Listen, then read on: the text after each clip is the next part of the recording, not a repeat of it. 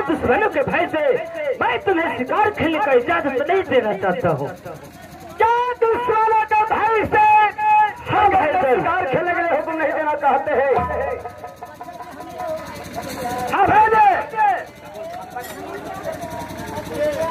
हाँ ये लड़का के बाबूजी के तरफ से नंबर अभी उनके हलाए। ये सभी कलाकार को 10-10 रुपया और जोकर साहब को 21 रुपया का आधा फरमाते हैं। उनसे मैं उनको शुक्रिया अदा करता हूँ। भैया चलो 10 रुपया बढ़ा के देखी ना। क्या है इधर? आज तो घन छाता जल जलमा है। क्या भाई जल? आज तो खले तरन भैया जी ओ जल जलमा है। आज दिलल बिहसबात भैया पारती पर जाए। आज दिलल बिहसबात भैया पारती पर जाए। आज मैं नहीं माना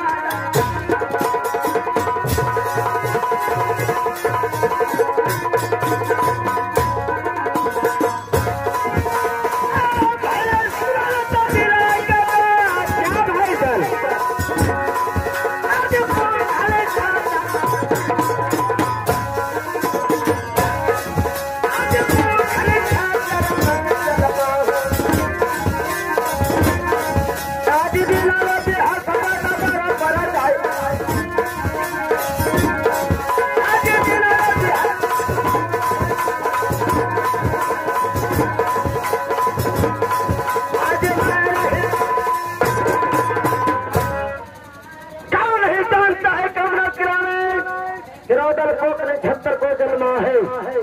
तीन बेहद पकड़ार पर जाए मान मानतान दलता कर शंकर की बात नहीं है। भाई डांटता हूँ भाई जल, मैं तेरे बात को समझता हूँ और ते हमें समझाते हो, लेकिन भाई जल लेकिन क्या है?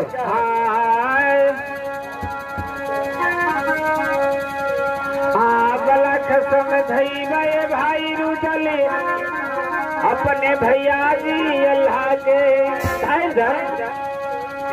आज लखता मधाई बतरू दली अब भैया जी अल्लाह के बतन को न बचिया रूदली बधाई मानवे जी तो आज लख समझई बात।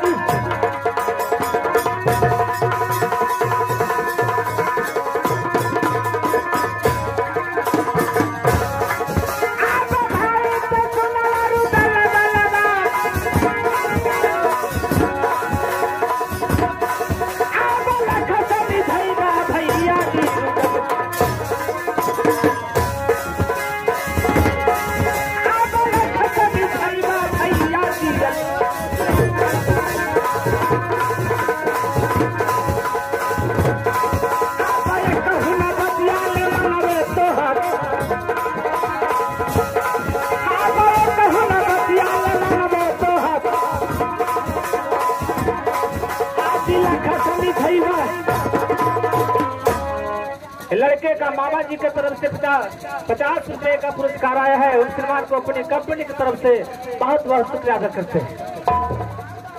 दल लाख समझाओ मगर मैं शिकार खेलने का इजाजत कभी नहीं दे सकता। ठीक है 50 आज हमारे दिल में लालसा है कि किसी जंगल में चलकर से हुक्म मारता हूँ, हुक्म करना ही चाहते हैं। क्या जंगल में शिकार खेलना चाहता है? तुम्हें बड़े भाई आला सरदार हुक्म देना नहीं चाहता है। ठीक है, मैं आला सरदार से पूछता हूँ। आला सरदार क्या श्री रूबल को दिल में लालसा लगा हुआ है कि कोई जंगल में जाकर शिकार खेलूं, शिकार खेलकर अपने दिल फरमान को पूरा करूं, तो तुम हुक्म क्यों नहीं देना चाहते हो? क्या पिताश्री आप ही भाई अर्जुन की बातों में आ गए? क्या आपको जानकारी नहीं कि आपको बताना पड़ेगा पिताश्री? क्या बात है, मैं जानना चाहता हूँ। सुनिए पिताश्री, बताओ।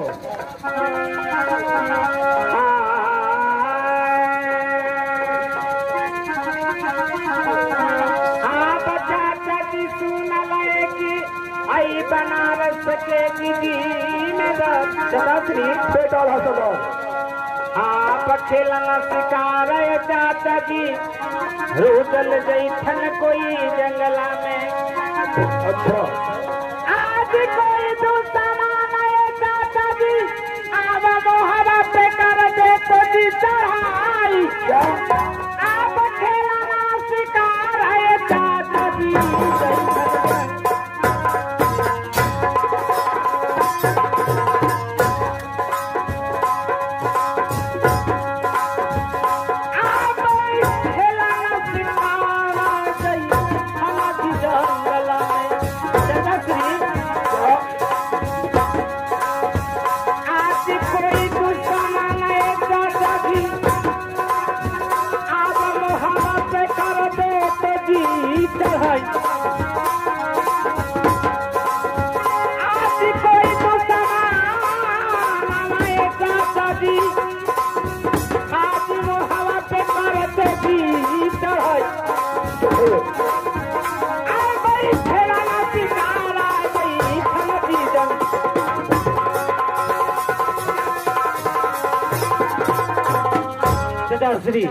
ये बात तो कौन नहीं जानता है कि भाई रुदल राज में रहता है, किसी बात का हमें चिंता फिक्र नहीं होता है।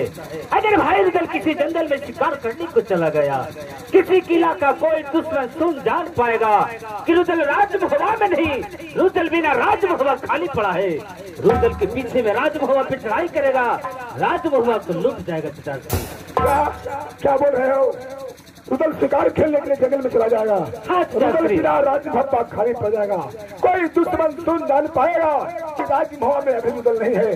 तो चलो रुदल के पास है, मैं महुआ पर चढ़ाई कर महुआ लूट लो। हाँ हाँ नहीं बेटे, नहीं, ऐसा नहीं होता।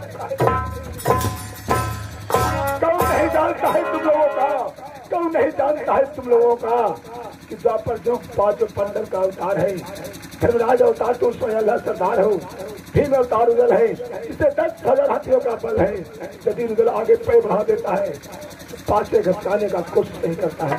इससे बेटे रुदल को दिल में लालसा लगा हुआ है कि मैं जंगल में जाकर शिकार खेल कर अपने दिल कुर्बान को पूरा करूंगा। बेटे रुदल को मन को छोटा मत करो, खुशी पूर्वक रुदल को जंगल में शिकार खेलने के लिए हुक्म दे दो। ठीक है पिताश्री, मैं आपको बात को कदर करता हूँ।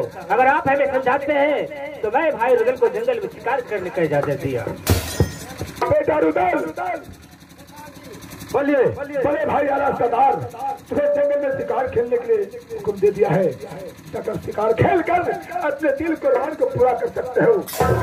बेटा आला सरदार का दुश्मनों से भय था, इसलिए हुक्म देना नहीं चाहता था, परंतु मैंने समझाया तो समझ गया। आला सरदार तुम्हें हुक्म दे चुका है। सरदार को दुश्मनों से भय था, हाँ दुश्मनों से डर था, इसीलिए हुक्म देना नहीं देना चाहता था। क्या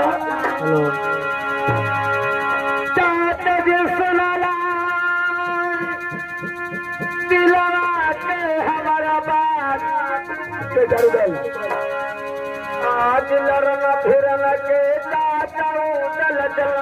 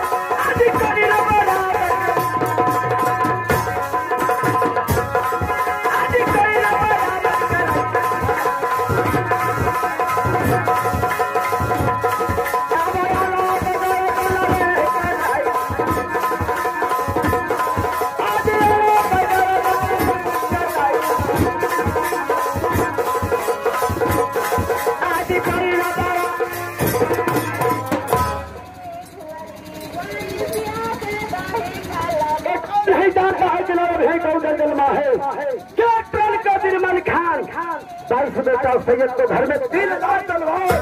सत्य बात है बेटे, सत्य बात है। यह बच्चा नहीं आंगन में, यह बच्चा शहर गुजरात, छात्र बच्चा रात में किसी बात का चिंता नहीं है। सत्य बात है बेटे, सत्य बात है। इसलिए शिकार खेलने के जगह चले जाओ। ठीक है, लेकिन बेटा सरदार, मुझे एक बात का चिंता लगा। नहीं, किसी जंगल में शिकार खेलने के लिए गया तो भाई जतरा पत्रा का अनुसार सब कहते हो। तो इस समय देवा राजभा में आया हुआ है। देवा से जतरा बनाकर शिकार खेलने के लिए जंगल में चले जाओ। चलो भागवा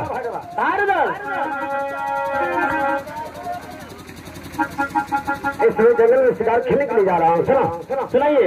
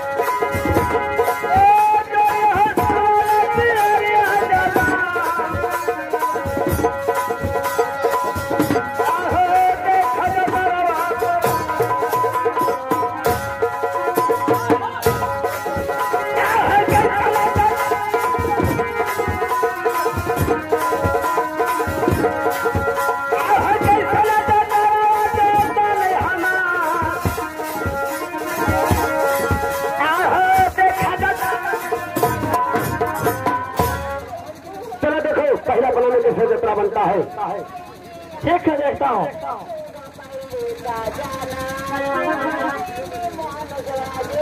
कैसन जतरा रहा है, लंबा चौड़ा मोटा पतरा वो देख ले ही।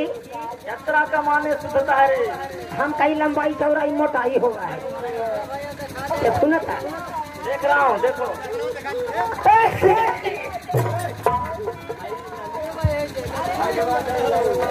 बड़ी जोर सर्दी हो गई सरकार।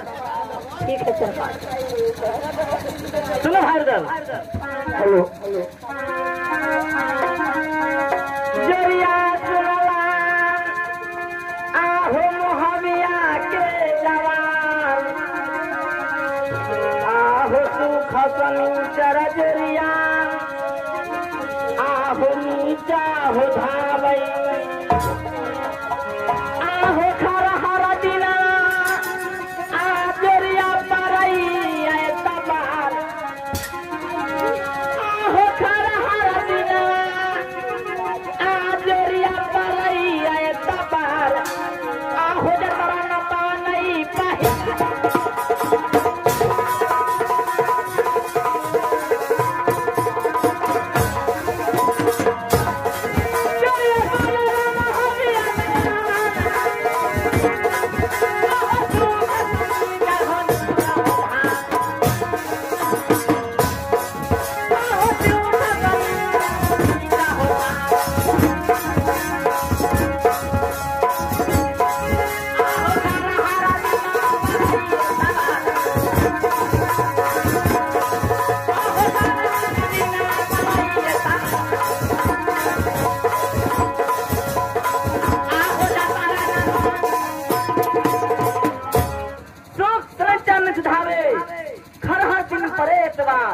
जतरा नहीं बनता है पहला पना में, नहीं पहला पना बनता है, नहीं दूसरा पना में देखो, दूसरा में देखो 2020 वाला में पूरा बाबूजी वाला छुटका के पकड़ना होला, नहीं डालना